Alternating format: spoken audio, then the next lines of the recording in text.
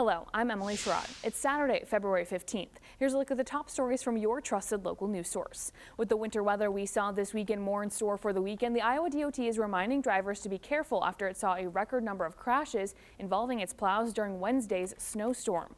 The Iowa DOT says Wednesday's storm resulted in a total of 15 plows hit.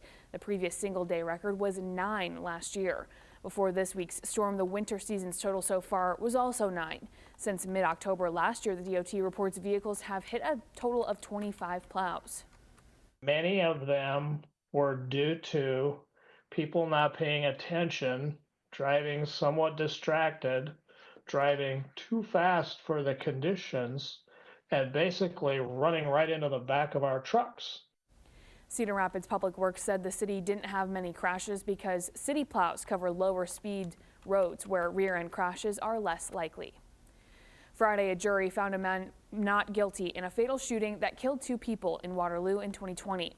The Waterloo Cedar Falls Courier reports a jury deliberated late Thursday and yesterday before finding Willie Safford Jr. not guilty of 2 first-degree murder charges. At least 5 people were involved in the shooting, but he was the only one who's ever been charged. The shooting killed Decarius Burkett and Takea Hogan Camp at Sin City Motorcycle Club. Prosecutors say surveillance video shows Saffold going inside with other people and later firing shots as he backed out. But Saffold's attorney argued they can't prove who fired the fatal shots, and evidence shows the victims were shot before Saffold pulled the trigger. The Dubuque County prosecutor has charged a man with human trafficking of a minor, which is a Class A felony. That man could face life in prison if convicted. Kenneth Binish, age 52, faces this charge as well as a 3rd-degree sexual abuse and sexual exploitation of a minor. According to court documents, a Dubuque woman contacted police to report her 15-year-old son had been victim of a sexual assault. Police say Banish found the teen online and gave him about $200 a week to take explicit images and perform sexual favors. One person is dead after a shooting in Des Moines on Friday. Police say they received reports of a gunfire inside of a home in the 800 block of Maury Street just after 5 o'clock Friday. Officers responding to the scene found one person with a gunshot wound. The victim, an adult male, was pronounced dead at the scene. The shooting is being investigated as a homicide. One neighbor living nearby says the sound of bullets rattled her, prompting her to check her locks and take shelter until police arrived.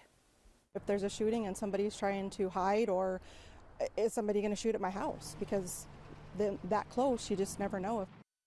Police say the scene is secure and there is no evidence of any ongoing threat to the community. Residents of a home were taken to the hospital after a fire in Cedar Falls late Friday night. Officials were dispatched to the 3800 block of Lorinda Drive for reports of a kitchen fire around 11:30. Upon arrival, first responders say residents of the house had mostly extinguished the fire. Firefighters then finished putting it out. Those residents were transported to the hospital for medical evaluation.